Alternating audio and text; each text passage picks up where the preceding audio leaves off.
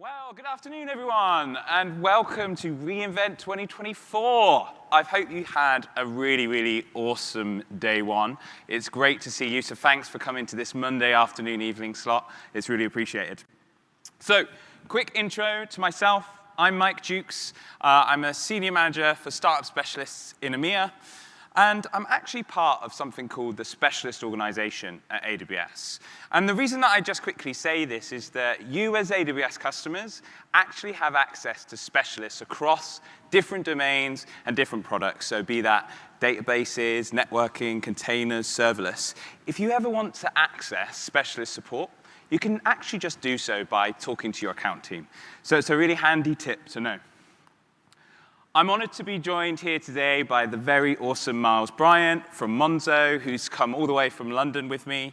We're going to hear about Monzo's journey through Kubernetes and their optimization, how they made use of EC2 Spot, Karpenter, and EKS together, and more importantly, how this has enabled them to scale services seamlessly while optimizing their cloud spend. So, the agenda for today's session, I'm just going to split it into two. And the first part is all about how we can run compute-efficient workloads on AWS. And I'm actually going to put a bit of a container spin on it.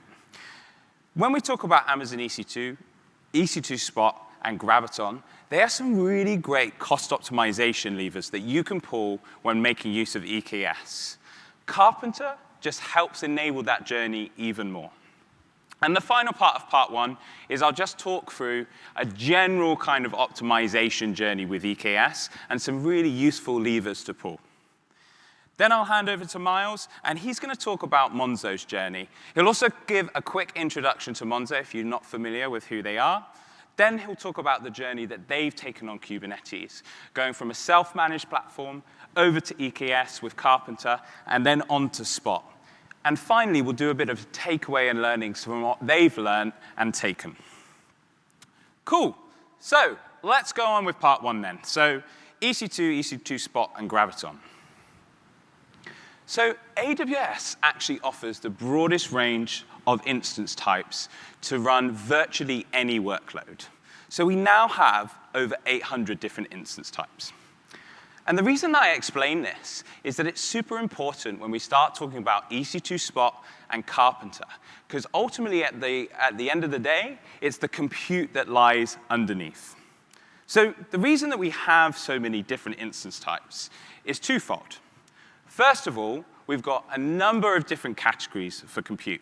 So be that general purpose, burstable, memory intensive, compute intensive, we have a different category for different types of workloads. The second area is the capabilities. So with each instance type, you might want to choose a specific capability, be that a certain size, you might want networking requirements, you might want a certain memory size, or you might want to choose the CPU processor that goes with it. So that could be Intel, it could be AMD, or it could be our AWS Graviton chips. And at the heart of EC2, we have some really cool custom silicon innovation. So the first one on that list is Nitro. And if you haven't heard of Nitro, it's almost like the secret sauce to EC2. Effectively what it is, it's a super lightweight hypervisor where we've externalized components such as security, storage, and networking. And it's actually the reason that we're able to get more out of AWS hardware and offer a huge amount of instance types. Nitro is really cool. We're not going to talk about it more today, but there's loads of sessions about it on at reInvent this week, so definitely go and have a look if it's something of interest. The second part of custom silicon is our AWS Graviton chips. And our chipsets offer the best price performance for cloud workloads. And we'll talk a little bit more about Graviton very shortly. Finally, we have a number of purchase options. So everyone will probably know what on-demand instances are. But more importantly, when do you use on-demand instances for a specific type of workload? So they're really useful when you have spiky, stateful workloads. You need to retain the state. You don't know what the usage level is going to be like.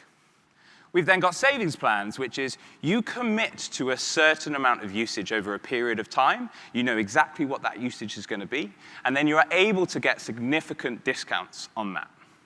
And finally, we've got EC2 spot instances. And spot instances is spare capacity at AWS. And effectively, we are utilizing spare capacity from different places, and you're getting a significant discount on that as well. Spot instances, however, must be used for spiky, stateless workloads. And we'll talk a bit more about that now. So EC2 Spot and Graviton are a really winning combination when it comes down to containers. So let's start with Spot. Spot, as I mentioned, is spare capacity, and it can offer up to 90% discount. Typically, for customers using containers, we typically see around the 65% to 68% mark. The key thing with Spot is that they are interruptible instances. So with that in mind, you have to be prepared to get an interruption when you're using EC2 Spot. So workloads that use EC2 Spot should be stateless, they should be fault-tolerant, and they should be flexible. So when we're talking about the land of containers, containers by their nature are immutable. You create them, you destroy them, you replicate them, so they're really perfect for Spot, providing that the workload is stateless. Amazon has loads of integration built in with Spot. So even though we're going to talk about Amazon EKS today with Karpenter, we also have integration across Amazon ECS and AWS Fargate as well. And the final key thing to remember about Spot is that you need to diversify across different instance pools. So by that, what I mean is that if you think that AWS Spot instances are spare capacity, the more places that I'm grabbing spare capacity from, the better experience I'll have. So by diversification, make use of different instance types, instance sizes, different families, and even across AZs will mean that you'll utilize the best spare capacity. Then we've got Graviton. So Graviton instances and our chipsets offer the best price performance for cloud workloads running on EC2. And you can actually see up to a 40% better price performance improvement. Now, by price performance, I mean two things. So first of all, generally, the instance price can be competitive and quite different. And the second element is that you can get more performance out of Graviton. Graviton actually runs on the ARM64 instruction set, and there's huge ecosystem support now. So you can get containers from different container registries that typically support ARM64 out of the box. If you're making use of ISV software, it's also really, really great for Graviton because there is so much support from ISVs now. We're actually on our 4th generation of Graviton, and with our 4th generation, we even brought out more performance improvements.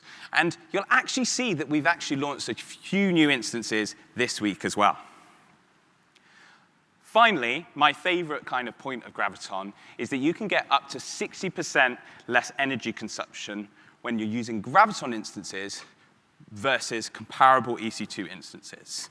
So Graviton is a really good mechanism for price, performance, and sustainable workloads. It's a really, really winning combination. And if you haven't tried it yet, I would just really advise you to go and have a look at it. Great. So why are we talking about this in a session on Karpenter and EKS? Well, Karpenter actually enables both EC2 Spot and Graviton very easily out of the box. For EC2 Spot, it's got a lot of the best practices in, such as handling spot interruptions or diversifying across instance types. And for Graviton, it makes it super easy to introduce an ARM64-based image and just provision Graviton infrastructure for you. Additionally, you can run Spot and Graviton together. They are a winning combination, so absolutely, you can use them both. So that's a little bit about EC2. And I love to baseline when I talk about journeys with optimization on EKS, because it really is something to really think about. Let's move on to EKS and Karpenter. So just to baseline everyone's knowledge, when we're talking about scaling in Kubernetes, we talk about two different aspects. The first one is application scaling. So how do I scale my application across Kubernetes? The second one is data plane scaling. So how do I scale the infrastructure to handle the requirements of a certain application? So when we talk about application scaling, we've got something called horizontal pod autoscaler, HPA. That's how do I scale the pods horizontally. I've also got vertical pod autoscaler. So how do I scale the pods vertically? And we've even got KEDA, Kubernetes Event-Driven Autoscaler as well, which is basically scaling on more advanced metrics. From a data plane scaling perspective, we've got two different options. And really, when we talk about Cluster Autoscaler and Karpenter, they are effectively doing the same job. They are scaling out that infrastructure based on the requirements of our application. So let's look at a comparison between the two. So first of all, this is a typical cluster autoscaler setup. So we can see here that I've got 3 node groups backed by different autoscaling groups. Now, the challenge with cluster autoscaler that we found is that you'd effectively have to have a node group for a different type of workload. So for example, if I had a workload that runs well on C6i, I'd put it in that node group bracket.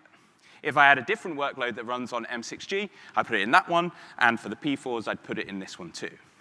But what this actually caused was the fact that we'd be pushing our workloads into certain node groups, or we'd have to have the additional overhead of creating more and more node groups. So we found that customers were actually creating huge amounts of node groups, and with that autoscaling groups, and actually it was become very operationally heavy to manage. So that's where Karpenter comes in. And Karpenter is really right-sizing the data plane for all workload types. So it's actually removing that group element and that group structure and actually provisioning infrastructure for the right size based on the application requirements.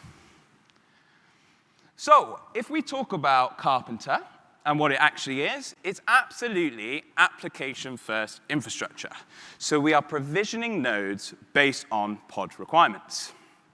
The second thing is, it's really good at diversification across Spot and on demand as well. So as I mentioned, it's got the ability to handle Spot interruptions out of the box. It's very useful. It's got the ability to diversify across loads of different instance types, and it even can utilize on demand when it needs to. We've then got the groupless autoscaling as well. So as I mentioned, we start simplifying the data plane. We remove that notion of node groups, and it makes it much simpler. But in actuality, what this enables us to do is it enables us to provision new workloads and infrastructures provisioned based on the requirements of those workloads. So for example, let's say that I provisioned a new ARM64 container image into my infrastructure. If Graviton wasn't there before, it will be there now. Because by introducing Graviton-friendly container images, it means it can provision the Graviton infrastructure. So it makes super, super easy to provision that. And then finally, there's some really neat features on optimization with Karpenter, and that's called consolidation. And what Karpenter is actually doing is it's consistently optimizing our infrastructure and clusters to right size and bin pack. So it's a really, really cool feature. And then to finish off part 1, let's talk through a specific EKS optimization journey. So I had a customer not too long ago tell me, what is the cheapest and quickest journey to optimize EKS? Just tell me what it is. So the first thing that we did is we looked at the workload. And that is the very most important thing to start with, is identify what your workload and the attributes based on your workload. So in this case, the customer had EKS, and they were using Cluster Autoscaler. In terms of the workload itself, it was running some applications based on Go and Python, and they were already fault-tolerant and stateless. And those are the 2 key words. The first step then, once you're on your optimization journey, is to look at optimizing the costs and baselining those costs first, sorry. So baseline first to see the journey that you go on, and you can measure those savings. We've then got Karpenter. So Karpenter not only enables some of these new EC2 and EC2 Spot and Graviton techniques, but it actually handles the optimization of the cluster really well, that by simply implementing Karpenter, customers were seeing savings just by doing that. The next step in this particular journey was to introduce Spot. So we knew that the workloads were fault-tolerant and stateless, so it was really easy to put in Spot. And that is the key thing to do. If you are going to implement Spot, make sure you do it for the right workload. As I mentioned, it needs to be stateless, flexible, and fault-tolerant. Finally, we looked into Graviton. And then Graviton offered even more price performance based on that as well. And the only real consideration to think about when you're thinking about Graviton is that the workload must be supported by that ARM64 instruction set, which is actually now super common. The final thing to think about with that optimization journey, and this is something to think about throughout the process, is to right-size those pod requirements. Those pod requirements are being used by Karpenter to provision infrastructure, so the more that you're optimizing and getting those right, it will help across the optimization journey. Nice. Cool. So now we're going to move on to Monzo's journey and to EKS optimization. So Miles, over to you.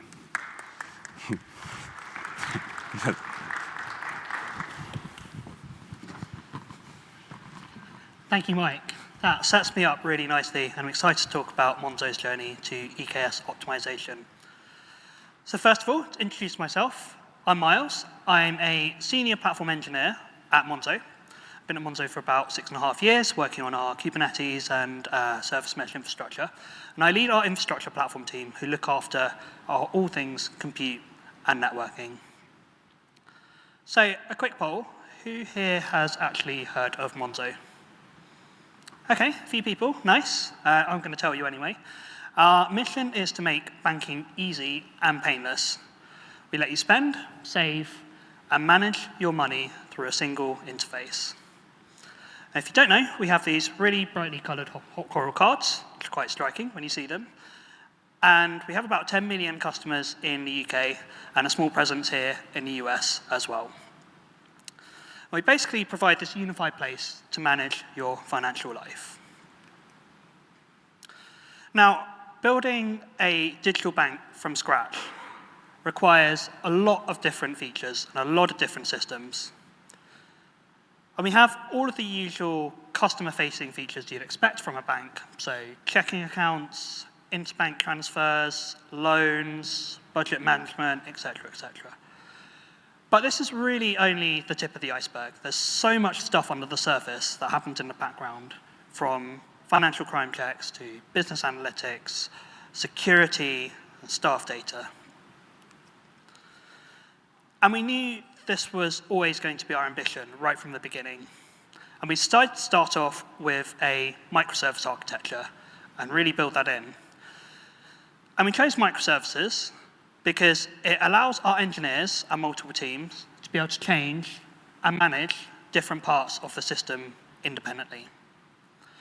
And these microservices mean that even 9 years later, we're still able to ship changes safely and at high velocity. Now, microservices, of course, come with some operational overhead. But a very natural fit for paying down some of that operational overhead is Kubernetes.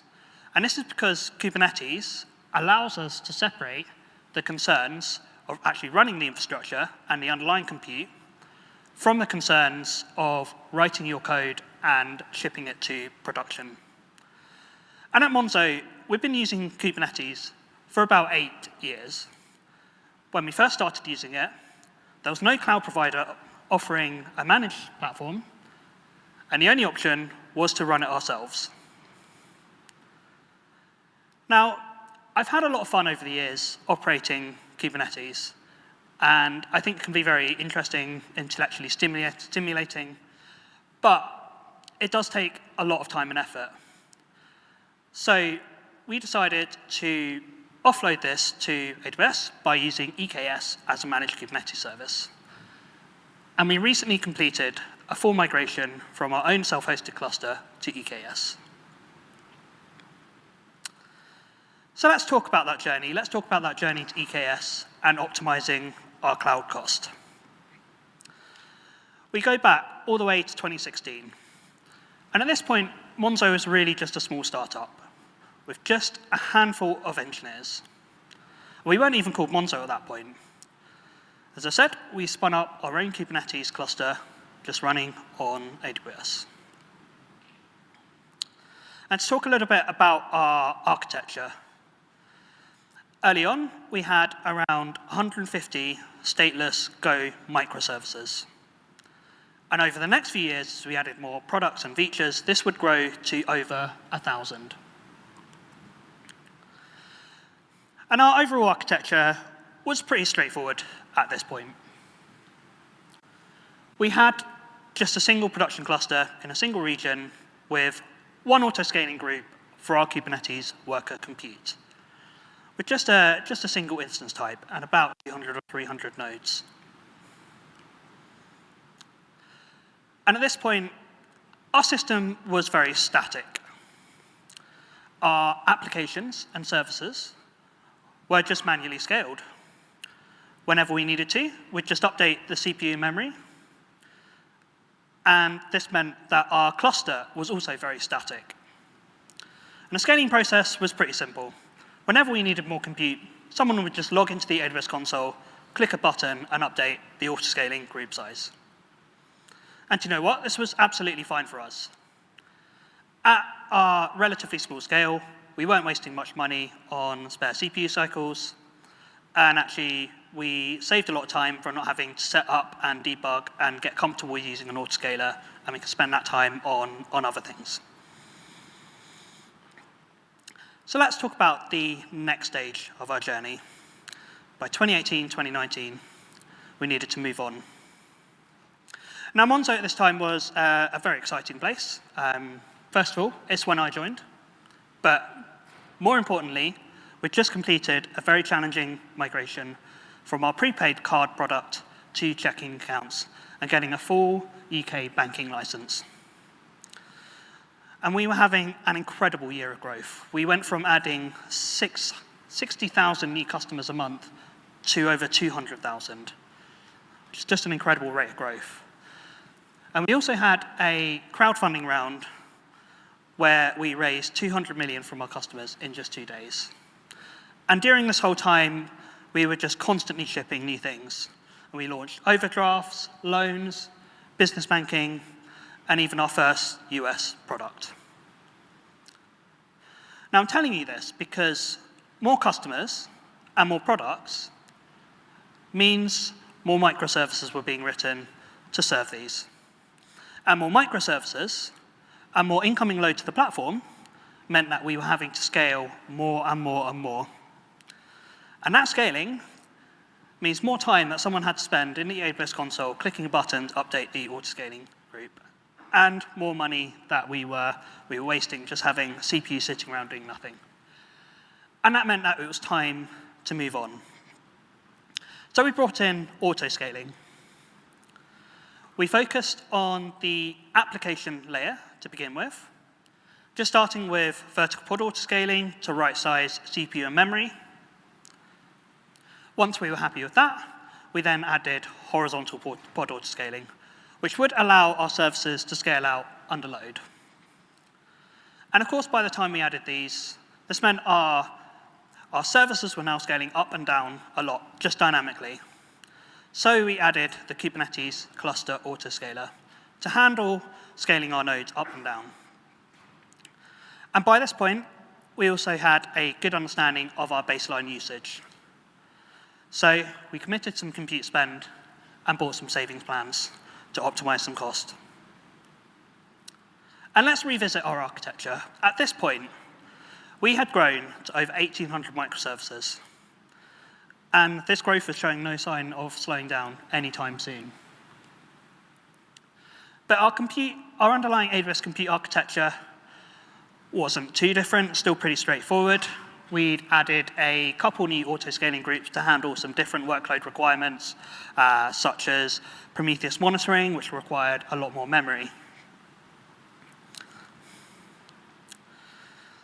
So by 2022, with auto-scaling, we'd built some solid foundations for optimizing our cloud cost. And it's now time to take advantage of this and go even further. And it was at this point that we really felt that our self-hosted cluster was creaking. Doing upgrades was really, really painful, and we obviously had to fix any issues we had with the self-hosted cluster ourselves. And we realized that we probably had better things to do with our time than manage Kubernetes ourselves. And a natural choice for us, already being on AWS, was EKS. We started migrating around 18 months ago, setting up a new separate EKS cluster running in parallel. And over those 18 months, we migrated our services across gradually, just one by one, using traffic shifting in our service mesh to move services over with zero downtime. We've now fully completed this migration and have torn down our old cluster. And along with EKS, we also decided to introduce Karpenter as an alternative to cluster autoscaler. Now, Karpenter enabled a number of things to us. We really wanted to move to a world where our compute scaling was driven by the needs of our application and not be constrained to just operating a handful of instance sizes without a lot of operational overhead. We also wanted to optimize costs further by introducing EC2 Spot, which I'll talk about more in a moment. Now, of course, you can do all of these things with Kubernetes Cluster Autoscaler. You can set up multiple node pools, but it's a little bit more challenging. There's a little bit more operational overhead. And to introduce Karpenter, we started very simple. We just ported over the cluster autoscaling groups to Karpenter node pools. And then from there, we began to iterate and add complexity to meet our needs. And since we were deploying Karpenter onto our new EKS cluster, and cluster autoscaler was running on the old cluster, as we migrated services between the two clusters, we'd also migrate them over to Karpenter and be able to gradually test out how it worked. So here's what our EKS architecture looks like with Karpenter. You can see that we have now a variety of different instance types and sizes. And we don't need any autoscaling groups to manage having different instance types. Karpenter can just manage all of these directly by provisioning EC2 instances. So with Karpenter in place, we now have the ability to optimize our cost even further by moving to EC2 Spot. And Monzo's compute requirements are very dynamic and driven by user behavior. Maybe someone is using our app or just paying for something in a shop with their Monzo card. And as our customers are currently mainly based in the UK, our app load actually follows a pretty predictable kind of daily pattern. And savings plans aren't actually a particularly good fit for this type of load, because either you have to undercommit your savings plan, and the dynamic kind of peaks are covered by on-demand, and you're spending more on on-demand, or you overcommit your savings plan, and you have the overnight baseline where you're just paying for compute that you're not actually using. And this is where Spot really came in for us, because this meant that we could have the flexibility to still have the daily sort of peaks cost optimize. And because we use stateless Go microservices that can shut down at a moment's notice, we were already particularly well set up for Spot. But even though we were confident that Spot would work for us, we still needed to roll it out gradually and get comfortable with using it. Now, every service at Monzo is classified in how critical it is. All the way from tier 0, being the most critical services that underpin the really critical functions of the bank, like payments or customer support, all the way to tier 3, being the least important services that might be some small back office service that no one will really notice if it starts failing, at least not for a while. And we made use of this tiering by writing a small Kubernetes admission controller, which would modify these pods and inject a pod topology spread based on the service tier and our configuration. And what this pod topology spread did was basically give Karpenter a hint on where it should provision and schedule these pods. And this gave us the ability to set a percentage per service tier on how many of those pods we wanted to run on spot or on demand, which then gave us the ability to roll this out gradually by service tier, starting from the least important service tier to the most critical. Let's have a look at our architecture again, with Spot introduced. And it's really not much different. What I really want to call out here is that Karpenter manages every aspect of provisioning Spot for us. It will automatically handle Spot interruption messages and replace nodes as they get interrupted. It will even find cheaper Spot options and automatically consolidate and migrate workloads. And if we can't provision Spot for some reason, it will even make use of on-demand, so we're always covered. So I want to show you our journey over time and how it's been going for us. And this graph shows you the last part of our journey. And this is a breakdown of our compute spend by category. And all the way back in July 2023, all the way to the left, you can see that we were fully on savings plans, with a bit of about 25% of on-demand usage. And over time, we gradually increased Spot and rolled it out until we get to January 2024, when one of our savings plans rolls off. And you can see that we almost entirely absorbed that with Spot usage. And even more recently, you can see where we finished the EKS migration. And we're actually now 99% covered by savings plans and Spot. So, what have we learned from this journey? So Karpenter has been great overall for us, but there's been some minor considerations we need to think about. We found sometimes that it could be very slow to scale down. And to fix this, we had to investigate and optimize our pod topology spreads, and also find pod disruption budgets that were blocking services from being evicted from nodes. Karpenter is also under very active development, which is great because we get lots of new features quickly. But this means that we've been through a couple of major Karpenter upgrades. And we didn't have any issues with these. We found that they were very, very well documented and quite painless, but it still required some work on our behalf to understand how the upgrade would work and execute on it safely. And we also found it challenging sometimes to work out why Karpenter would make certain decisions about pod scheduling, and had to really learn how to debug Karpenter and, for example, why a particular pod might not be able to be scheduled on a node, or a node not being able to be provisioned due to a provisioning error. We've also had some considerations to think about with Spot. We need to make sure that we've configured enough instance types so that we are diversified and de-risked. And to help us with this, we also needed to invest in monitoring our Spot placement score and our Spot interruption rate. And just to make sure we're minimizing that risk of large-scale Spot interruptions, which might cause us some system disruption.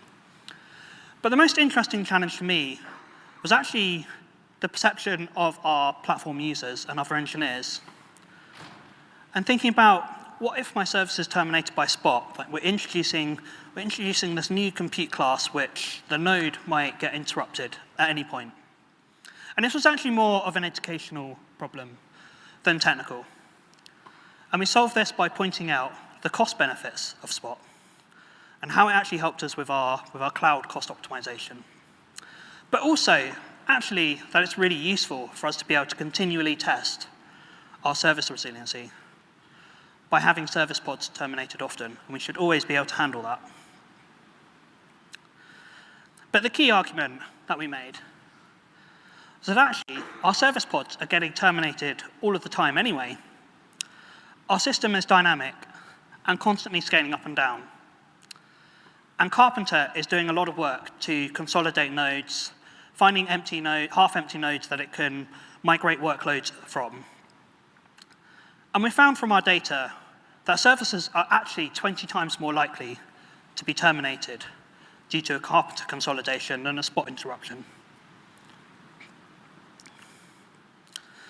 So what's next on our journey? We want to investigate and further optimize our application right-sizing even more and look at vertically scaling our services. So where we might have services with a high number of really small replicas that we're horizontally scaling, we want to make those fewer, larger replicas. And we also want to look at Graviton. Graviton would bring us better price performance, and it also gives the ability to diversify our spot instance types and workloads even more. And it'll also be more sustainable, as Mike mentioned earlier, which is better for everyone. And given our services are written in Go, it should be relatively straightforward for us to support it. So what are my own takeaways from this journey? I think the most important thing, firstly, is to observe your current costs and establish a baseline. From there, you can decide what you actually want to achieve from your cost optimization journey. And then you can continually measure against your targets. I think it's important to call out that cost optimization work is always a trade-off. It's very easy to ask a question, how much money should we save? And the answer being, as much as possible. But really, there are often hidden costs to doing these optimizations. For example, you might have to spend a lot of engineering time in implementing these solutions, and opportunity costs from those engineers not being able to work on other projects. Or you might introduce a lot of system complexity from adding all of these new components to optimize costs and automation. So it's really important to think about what you want to achieve and the trade-offs you're willing to take to get there. And finally, when you have decided what changes you want to make, it's always a good idea to build your confidence gradually by doing gradual migrations and de-risk the changes. Finally, by adopting Spot and Karpenter, we've saved an additional 15% on our compute costs. We're continuing to scale seamlessly and optimally, and we're looking forward to saving even more in the future. That's all from me. I'm going to hand back over to Mike. Round of applause. Great, stay there. Awesome. So thank you so much, Miles, for sharing that journey. It's really, really awesome. I really wanted to put a real customer story into how Karpenter, Spot, and even in the future, Graviton can add to optimization. So just going back to my first slide, really, the one that looked at this, I just wanted to flash this up just to make everyone really aware and to think about when to pull the optimization levers. So it's actually a very similar journey to Monzo, and I actually promised it was a completely different customer. But really think about your workload first. That is the number one thing to think about. Baseline your costs so you can measure what the savings are going to bring in. Look into Karpenter because that optimizes in itself, but also enables you to bring in Graviton and Spot. Use Spot if it's suitable. And I can't stress that enough. The workload has to be flexible, fault-tolerant, and stateless. And then even make use of Graviton to get that price, performance, and sustainability benefits too. And actually, throughout the process, we should always be right-sizing our pod requirements. So super exciting to see where you're going on your journey next. Just to really finish off very, very quickly is that we're actually running a Karpenter workshop hands-on. That's at Thursday in the Win. So if you haven't already signed up and been part of that, that's a way to get really hands-on, to implement Karpenter, to implement Spot, to look at multi-architecture with Graviton. It's a really good workshop to do. And in actual fact, we've actually got a really special live demo arcade machine. And that's actually sitting on this floor, all the way very end, next to the escalators. And it's taking a retro video game Space Invaders and calling it Spot Invaders. And it's actually a real-life demo of when you shoot aliens, it's actually destroying pods in the cluster. It's actually showing that you can be fault-tolerant with Spot and Karpenter. It's a great demo. Go and check it out. And that is all from us. So have a great rest of reInvent, and enjoy your evening. Thank you so much. Thank you.